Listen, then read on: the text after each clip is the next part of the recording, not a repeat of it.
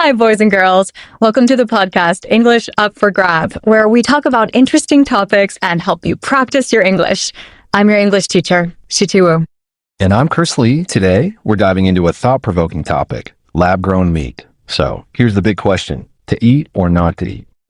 Great question, Chris. Lab-grown meat is created in a lab using animal cells. It eliminates the need to raise and slaughter animals, which is a big win for animal welfare. Plus, this method is seen as more ethical and sustainable.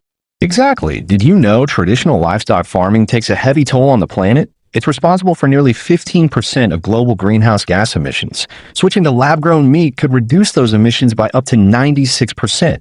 That's a substantial reduction. That's amazing. It shows the potential environmental benefits of lab-grown meat. But let's not start jumping to conclusions. Producing it still requires a lot of energy, and building the infrastructure to scale it up could create its own challenges. True. And then there's the issue of safety. While scientists are adding vitamins and minerals to make lab-grown meat healthier, people are concerned about long-term health risks. This is a completely new way of making food, so we need comprehensive research to make sure it's safe. It's a bit like the debates about genetically modified foods or the so-called GMOs. People had concerns about safety too. With lab-grown meat, we need solid evidence before we can fully embrace it. And let's not forget the taste. Without natural fat and connective tissue, some people might find lab-grown meat less appealing. If it doesn't taste good, will consumers prioritize it over traditional meat? Good point. Food is personal and cultural. Some people might see lab-grown meat as unnatural or artificial, yuck factor, as they say.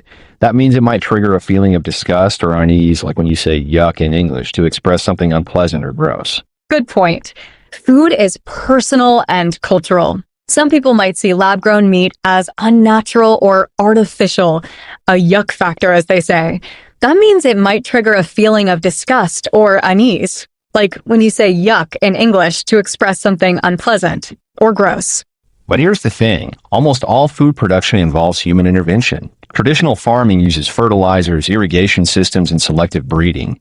The question isn't whether lab-grown meat is natural, but whether it's safe and sustainable.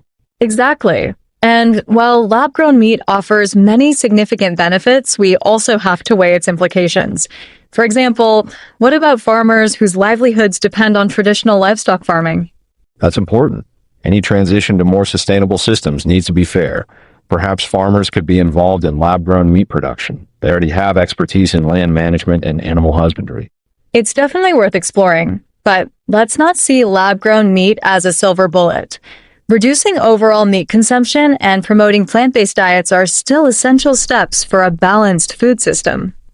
Agreed. And by the way, a silver bullet means a simple, magical solution to a complicated problem, which lab-grown meat is definitely not. It's about reducing reliance on traditional livestock and finding a mix that works for people and the planet. So, Chris, would you try lab-grown meat? I think I would. It's exciting to see how it could transform the way we eat. How about you? I'd try it too. It's not just about eating. It is about making choices that lead to a more sustainable and ethical future. What about you, listeners? Would you switch to lab-grown meat, or do you think it's too soon to decide? Let us know. That's all for today's episode of English Up for Grab. Thanks for joining us. And remember, learning English can start with engaging conversations like these. And I'm your English teacher, Shi Wu. And I'm Chris Lee. Stay curious, stay informed, and see you next time. See you next time.